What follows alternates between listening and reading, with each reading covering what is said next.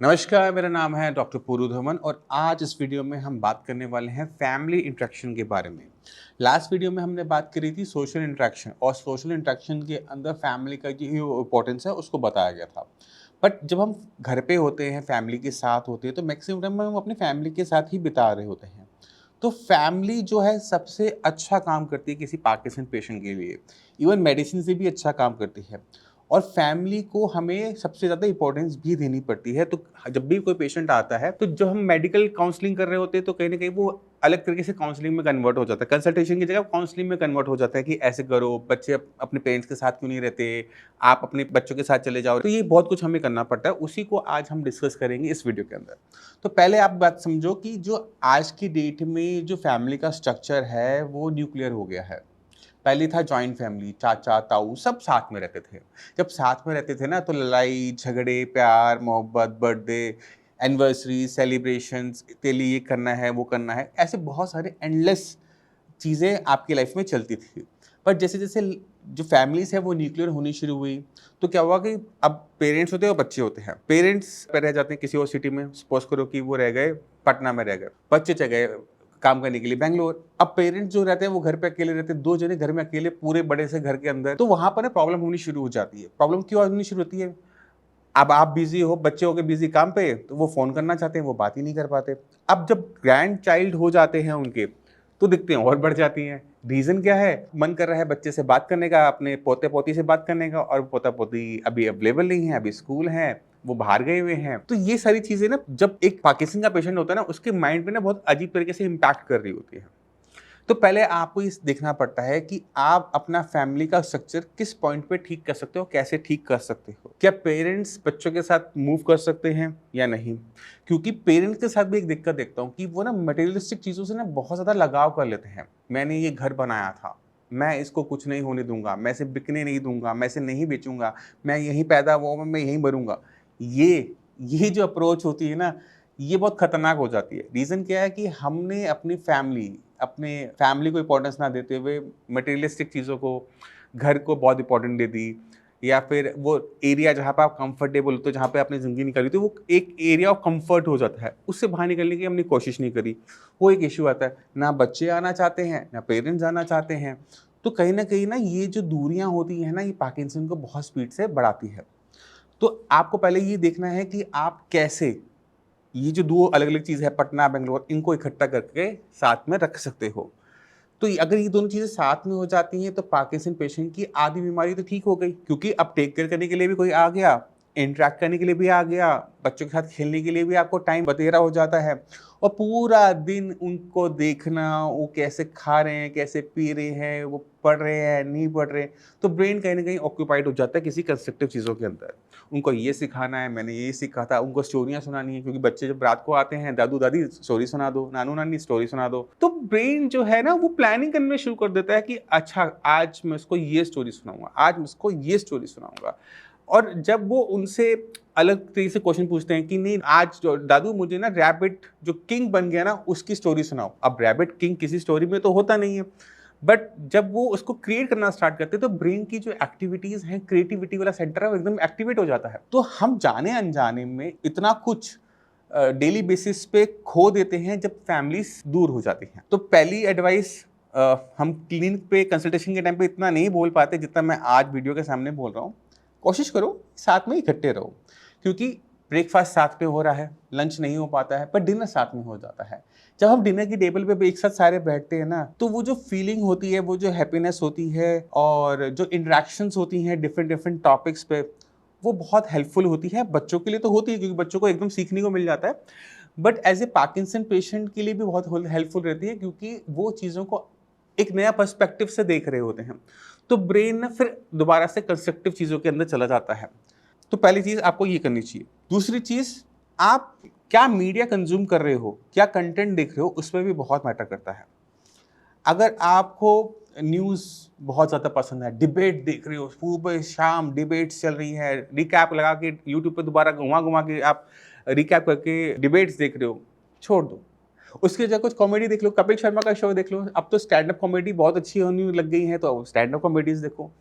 क्योंकि आप जितने खुश हो गए, जब आपके चेहरे पे स्माइल आ रही है ना, स्माइल ऐसे नहीं आ रही, स्माइल इसलिए आ रही है क्योंकि ब्रेन के अंदर डोपामाइन रिलीज हो रहा है। तो आपको वो एरिया ऑफ इंटरेस्ट ढूंढना पड़ता है। तो वो कॉमेडी एक अच्छा साधन है जिससे आप अपने ब्रेन के अंदर डोपामाइन रिलीज कर सकते हो। इसके बाद आती हैं आपकी हॉबीज। अगर आप किसी के साथ हॉबी शेयर करते हो, सपोज करो मुझे सिंगिंग पसंद है और मेरे बेटे को भी सिंगिंग पसंद है, तो हम जुगलबंदी कर लेते हैं। जब हम ये जुगलबंदी करना स्टार्ट करते हैं ना, तो वो घंटा 2 घंटे कब बीत गए पता भी नहीं लगता। और आप उसको प्लान कर रहे होते, कल हम ये गाना गाएंगे, मैंने आज ये गलती की थी, कल मैं ये गलती नहीं करूँगा। आप सोचो कि ब्रेन तो ऑक्यूपाइड हो गया, और ब्रेन कितने अच्छे तरीके से ऑक्यूपाइड हुआ। अब ब्रेन के पास ना स्ट्रेस है ना डिप्रेशन है, ब्रेन तो इन चीज़ों से दूर तो हो गया ना। तो ये बहुत इंपॉर्टेंट हो जाता है।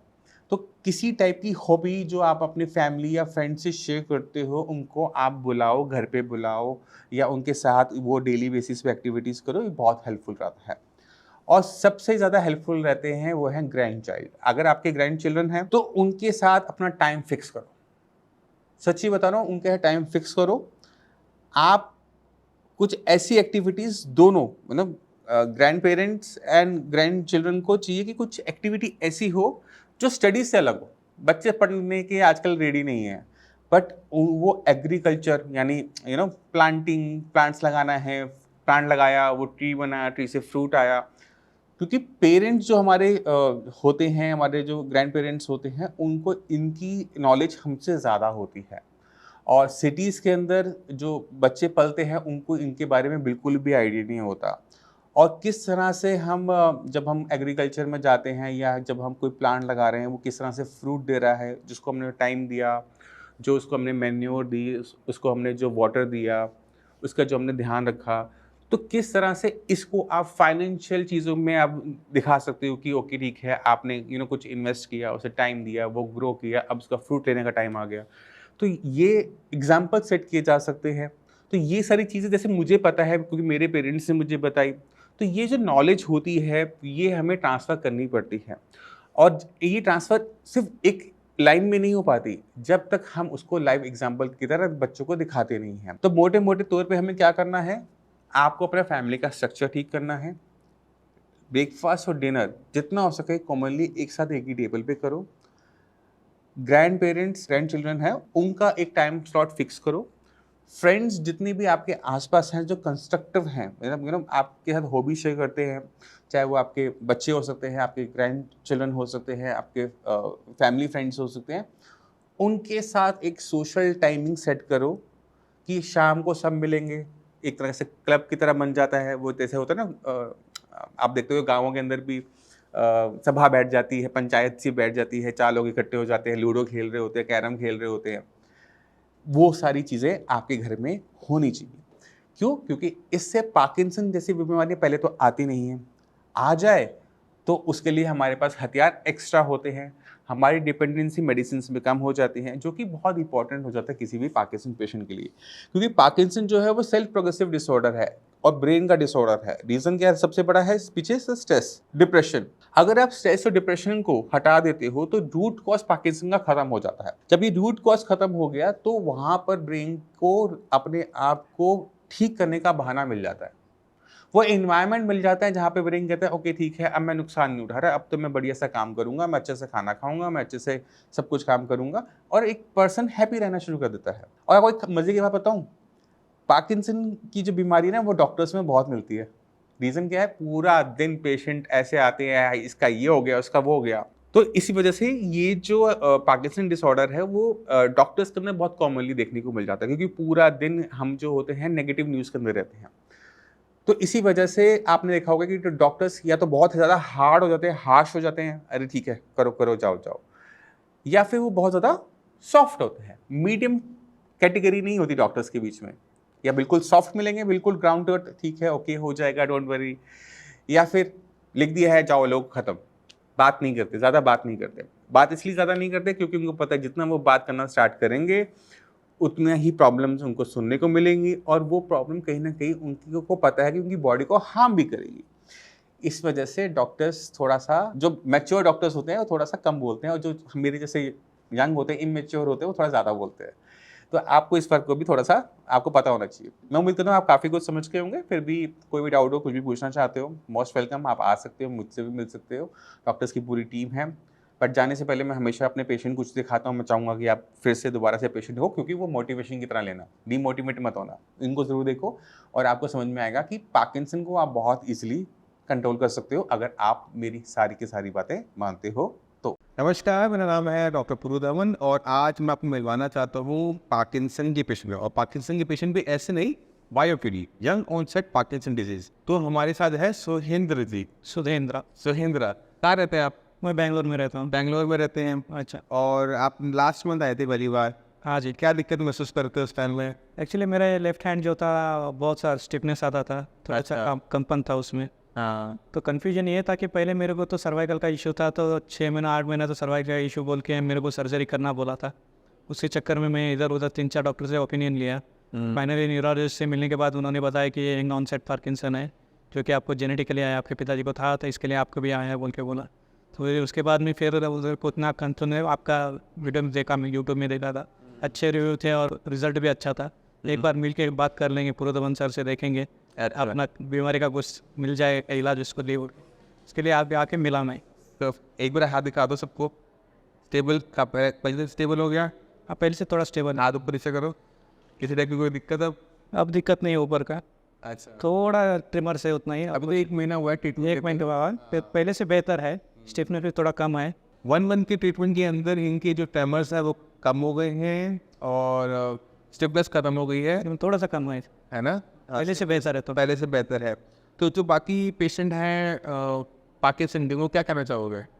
अभी तो मेरे को ऐसा लग रहा है कि सर एक्चुअली जिससे हमने बात किया था फिजिशियन से, जो कुछ भी न्यूरोलॉजिस्ट से, लोग इतना डरा दिए थे कि बोलते हैं कि आपके पार्किंसन है, आपके जैसे 15 से 20-16 साल तक रहेगा, उसके बाद में इसको कंट्रोल कर सकते, क्यूरेबल नहीं है, बहुत मुश्किल होता है, डे बाय डे बढ़ता जाएगा आपका बोल के दिमाग में डाल के भेज दिया। तो 3-4 दिन तक सोया भी नहीं मैं, कि यही सोच रहा था कि अरे 44 एज में तो आ गया मेरे को पार्किंसन, बोलते 15 साल बोल तो रिटायरमेंट के लाइफ में तो ऊपर चला जाऊंगा मैं, बोल के ये तो सोचते और भी ज़्यादा हो गया। चलो आज हम ये भी बात कर लेते हैं कि हमने ऐसा क्या किया कि इनको आराम आ गया और जो डॉक्टर ने बोला वो गलत था, जो हमने किया वो सही था।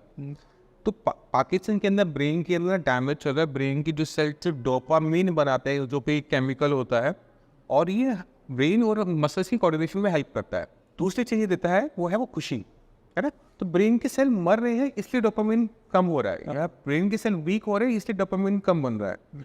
तो हम अगर सिंडोपा देते हैं, लिवोडोपा देते हैं, तो उससे जो आराम मिलता है वो टेम्परेरी मिलता है, कि हमने उसे पूरा तो कर लिया बट ब्रेन में हो रहे नुकसान को रोका नहीं। तो हम आयुर्वेद से क्या करते हैं, उस ब्रेन में हो रहे नुकसान को होने से आगे होने से रोक देते हैं। यानी जो नुकसान हो गया, अब और कोई नया नुकसान ना हो।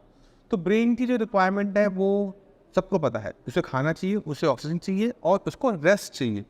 तो अगर हम सारी चीज़ें हम पूरी कर देते हैं, मेडिसिन थोड़ा सपोर्ट करते हैं, तो ब्रेन अपने आप ही चेंजेस लेकर आना शुरू कर देता है। ब्रेन आगे नुकसान उठाना बंद कर देता है। ब्रेन को वो इन्वायरमेंट मिलना शुरू हो जाता है जहाँ पर जो ब्रेन के सेल्स हैं उनको ताकत मिलना शुरू होती है। और रिजल्ट्स जैसे मैंने आपको दिखाया, ऐसे हमें रिजल्ट्स देखने को मिल जाते हैं, वो भी बहुत शॉर्ट ड्यूरेशन के अंदर। ऐसा नहीं कि सालों हमें मेडिसिन खानी पड़ी हो, 1 मंथ के अंदर रिजल्ट आपके सामने। और हमने आपके केस में सिंडोपा भी नहीं खा रहे, शायद आप नहीं खाया, कोई मेडिसिन नहीं खा रहे, एलोपैथिक नहीं खा रहा, सिर्फ कोई भी नहीं चल रही ना? नहीं सर। कोई मेडिसिन लगाने की ज़रूरत नहीं होती अगर आपने स्टार्ट नहीं की। तो अगर आपने मेडिसिन कोई स्टार्ट कर रखी है तो हम उसे हटवाते नहीं है, उसको हम बाद में हटाते हैं जब आपकी बॉडी के अंदर चेंजेस पॉजिटिव आ जाते हैं, तब इंप्रूवमेंट आने के बाद। यानी पहले हटा देते क्या दिक्कत होती है कि आप यहाँ से ठीक कर रहे हो, उधर से वो चीज़ खराब हो रही है, तो पेशेंट को रिजल्ट नजर ही नहीं आता। तो जो मेडिसिन आप नॉर्मली और पेशेंट्स के साथ, आपके साथ तो है नहीं, जो चल रही है तो चला के रखो, ऐड करो, रिजल्ट्स देखो, उसके बाद विड्रॉल स्टार्ट होता है। ठीक है, तो मैं उम्मीद करता हूँ खुश हो ट्रीटमेंट से। बस पेशेंट सर। ठीक है, कुछ कहना चाहोगे? उसमें बहुत धन्यवाद करना चाहता हूँ, ये कि मैंने मुझे अच्छा रिजल्ट मिला है। खुशी से एक्चुअली आके दवाई मंगा सकता था ऑनलाइन पे, फिर भी एक बार आके सर से, सेकेंड टाइम बेंगलोर से आप गुड़गांव आए हो, खास करके बेंगलोर से सर से मिलने आया हूँ कि बोलने के लिए कि आपसे तरक्की हो रहा है। उम्मीद करता हूँ इस वीडियो से आप काफ़ी कुछ समझ गए होंगे पाकिस्तान के बारे में। फिर भी कोई डाउट हो, कुछ भी पूछना चाहते हो तो आके मिल सकते हो। इसी के साथ आप सभी तो चलेंगे आगे, चाहूँगा मिलते हैं अगली वीडियो में। तब तक के लिए नमस्कार।